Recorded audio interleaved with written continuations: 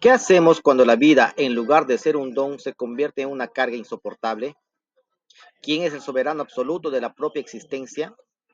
La eutanasia nos sitúa en una encrucijada donde se enfrentan dos bienes supremos, la que defiende la vida como un valor absoluto y la que reclama la muerte como un derecho personal. Profesor y compañeros, somos del grupo 6 y nuestra exposición de hoy abordará un tema que se sitúa en la frontera más delicada de la existencia humana, la eutanasia. Un tema que nos interpela no solo como estudiantes de filosofía y ética, sino como seres humanos confrontados con el dilema fundamental sobre el sentido de la vida, la autonomía y los límites de nuestra compasión. Para desentrañar esta problemática, debemos ir más allá del debate superficial y adentrarnos en el núcleo de las teorías éticas que lo sustentan. Desde una perspectiva deontológica inspirada en Immanuel Kant, podríamos argumentar que la vida posee un valor intrínseco y dignidad absoluta, no un precio. Por tanto, instrumentalizarla, incluso para terminar con el sufrimiento, podría violar un imperativo categórico, convirtiendo a la persona en un medio para el fin de la liberación. La pregunta crítica aquí es, respetamos más a la dignidad humana preservando una vida llena de dolor contra la voluntad del individuo o honrando su decisión autónoma de morir con paz. En el polo opuesto, el utilitarismo de John Stuart Mill o Jeremy Bentham evaluaría la moralidad de la eutanasia desde sus consecuencias. Maximiza la felicidad y minimiza el sufrimiento global. Desde esta óptica, permitir una muerte digna podría ser el acto más compasivo y benéfico, tanto para el paciente que sufre como para su entorno. Sin embargo, la crítica fundamental a este enfoque es peligrosa. Abre la puerta a una pendiente resbaladiza donde la utilidad de una vida vulnerable puede ser puesta en tela de juicio por presiones sociales o económicas. Esta tensión nos revela que la eutanasia no es un problema con una respuesta única, sino un cruce de narrativas de poder, el poder médico sobre el cuerpo, el poder del Estado para legislar sobre la muerte y sobre todo el poder o la impotencia del individuo sobre su propio destino. Por ello, en esta exposición analizaremos cómo estos marcos teóricos chocan y se entrelazan con la realidad concreta de pacientes, familias y sistemas de salud. Exploraremos la crucial distinción entre eutanasia activa y pasiva y el concepto del doble efecto para entender si la moralidad reside en el acto o en la intención.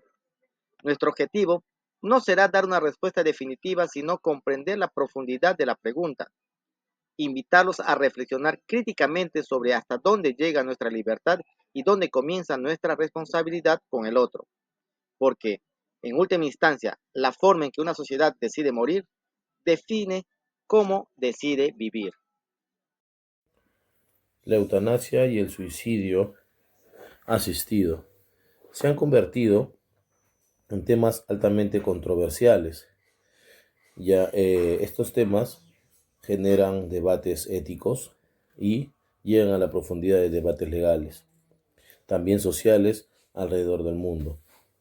Ambas prácticas están relacionadas con el derecho a morir dignamente, especialmente en situaciones donde hay extremo sufrimiento para el paciente o la persona o cuando hay enfermedades terminales. Sin embargo, también plantean interrogantes fundamentales sobre la vida, la libertad individual, el papel de los profesionales involucrados en la salud y también los límites que tiene el Estado. Hablando sobre el concepto de la palabra eutanasia y el suicidio asistido, hablaré sobre la eutanasia, que es el acto de provocar intencionalmente la muerte de una persona para aliviar un sufrimiento insoportable, usualmente causado por una enfermedad incurable.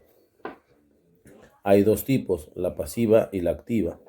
La activa es cuando se administra directamente una sustancia letal que va a conllevar con la muerte del paciente, y la pasiva, que es cuando se retiran los tratamientos que mantienen con vida al paciente. El suicidio asistido es cuando una persona de manera voluntaria solicita la ayuda del profesional de la salud para acabar con su vida, generalmente mediante la prescripción de medicamentos letales que el propio paciente tiene que administrarse. Muchas gracias. Implicancias filosóficas y éticas de la eutanasia y el suicidio asistido. La eutanasia y el suicidio asistido plantean profundas implicancias filosóficas porque cuestionan el valor intrínseco de la vida y el derecho del ser humano a decidir sobre su propia muerte. Desde una perspectiva existencialista, estas prácticas se relacionan con la autonomía individual y la libertad personal. El ser humano tendría la capacidad de elegir el momento y las condiciones de su propia muerte, especialmente cuando el sufrimiento físico o psicológico es intolerable. Sin embargo, otras corrientes, como el deontologismo kantiano, sostienen que la vida posee el valor moral en sí misma y que instrumentalizarla atenta contra la dignidad humana. En el plano ético, la eutanasia y el suicidio asistido confrontan la obligación médica de preservar la vida con el deber de aliviar el sufrimiento. La ética utilitarista suele justificar estas prácticas al priorizar la reducción del dolor y el bienestar general, mientras que la ética de la virtud invita a reflexionar sobre la compasión y el acompañamiento del paciente en su proceso de morir. El dilema aquí se centra en si es más correcto prolongar la vida biológica a toda costa o permitir una muerte digna que respete la voluntad del paciente. Otra implicancia relevante es la relación entre individuo y sociedad. El reconocimiento legal de la eutanasia o el suicidio asistido puede interpretarse como un avance en los derechos humanos y al ampliar la libertad de decidir sobre la propia existencia.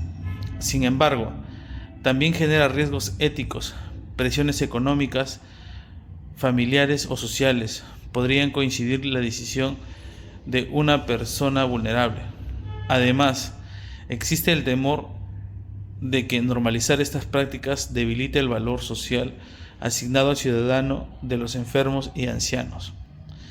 Finalmente, desde una visión humanista, la eutanasia y el suicidio asistido nos obligan a replantear cómo entendemos la dignidad, la compasión y la calidad de vida.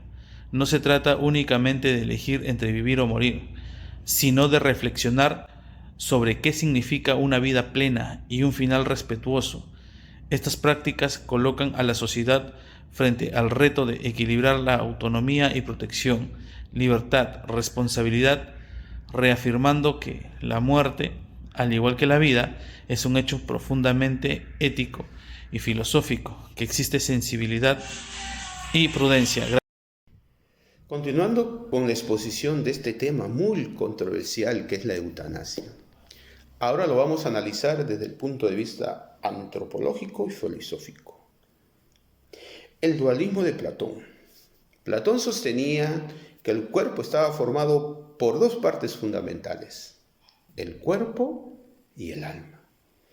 Mientras que el cuerpo era considerado temporal, corruptible y material, el alma era inmortal y pertenecía al mundo de las ideas. Por lo tanto, no sufría las limitaciones del mundo material. Desde este punto de vista de Platón, podíamos ver que la eutanasia podía ser considerada como una forma posible de liberar el alma de ese cuerpo que está sufriendo. Y dentro de este contexto, la muerte no sería vista como algo negativo, sino como una liberación de las limitaciones de este cuerpo. El existencialismo de Jean-Paul Sartre. Sartre ponía énfasis en la individual y la responsabilidad. Él decía que la libertad era esencial en la vida humana y cada individuo tiene la responsabilidad de crear su propio significado. Desde esta perspectiva, la eutanasia podía ser vista como una afirmación de la libertad personal, un acto consciente donde el individuo decide poner fin a su sufrimiento mediante la muerte, ya que se consideraba que cada individuo tiene el derecho de tomar sus propias decisiones sobre su propia vida. Ahora está el personalismo de Emmanuel Mounier. Él sostenía que cada ser humano tiene un valor intrínseco que no depende de su utilidad, sus capacidades físicas o su estado de salud. Según estas perspectivas, la vida humana debía ser respetada en todo momento y considerada como un fin en sí misma y no como un medio para alcanzar otros fines.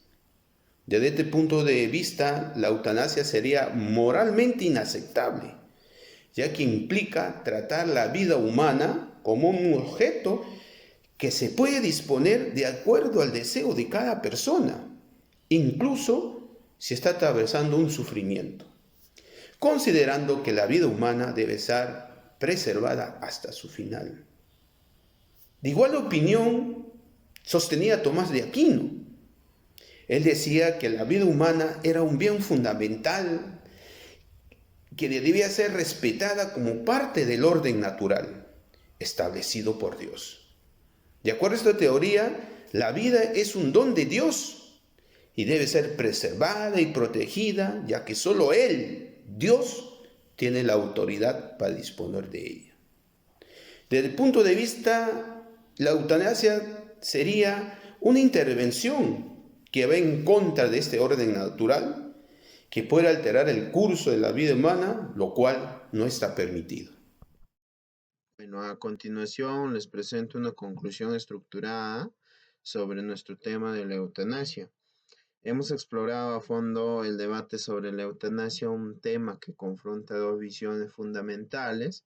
Por un lado tenemos la defensa de la autonomía individual, que se basa en la idea de que cada persona tiene el derecho a decidir sobre su propia vida y muerte, especialmente para evitar un sufrimiento insoportable, ¿no? Por otro lado, la oposición que se fundamenta en la santidad de la vida, una creencia que sostiene que la vida es un bien intrínseco, que no debe ser terminado intencionalmente y que teme la peligrosa pendiente resbaladiza hacia el abuso. Bueno, por ejemplo, tenemos dos testimonios de la señora Brittany Maynard, que es del Reino Unido, y nuestra compatriota Ana Estrada, cuyas luchas nos demuestran que el debate no es un simple ejercicio intelectual, sino una cuestión de vida o muerte. El dilema que extiende a los familiares y médicos, quienes se enfrentan a decisiones éticas que van más allá de un simple diagnóstico. La eutanasia legal, donde existe, siempre viene con salvaguardas estrictas para evitar el abuso, lo que demuestra que la sociedad reconoce la seriedad de este paso, ¿no? En cuanto a lo que nos dijo nuestro compañero hace un instante sobre el análisis filosófico que nos ayuda a entender la profundidad de este conflicto, nos dice, ¿no? Sastre a través del existencialismo que la vida, la postura, viene a la decisión de morir, una expresión máxima de la libertad humana. En cuanto al dualismo de Platón, se interpreta, ¿no? La eutanasia como la liberación del alma de un cuerpo sufriente, ¿no? Y en cuanto a la contraste del tomismo de Aquino, se opone rotundamente, afirmando que la vida es un bien sagrado y que ponerle fin va en contra de la ley natural. Y finalmente el personalismo de Monnier, que nos recuerda que las personas no es solo un individuo, sino que es un ser que tiene relación, lo que nos obliga a considerar el impacto de esta decisión a la comunidad, ¿no? Bueno, como conclusión final, en última instancia, el debate sobre la eutanasia nos obliga a confrontar una pregunta fundamental. ¿Cuál es nuestra responsabilidad como sociedad frente al sufrimiento ajeno? ¿Debemos priorizar el derecho del individuo a una muerte sin dolor? ¿O nuestro deber colectivo de proteger toda la vida sin importar las circunstancias? La respuesta no es sencilla y, como hemos visto, depende de los valores que cada uno de nosotros sostenga. Gracias.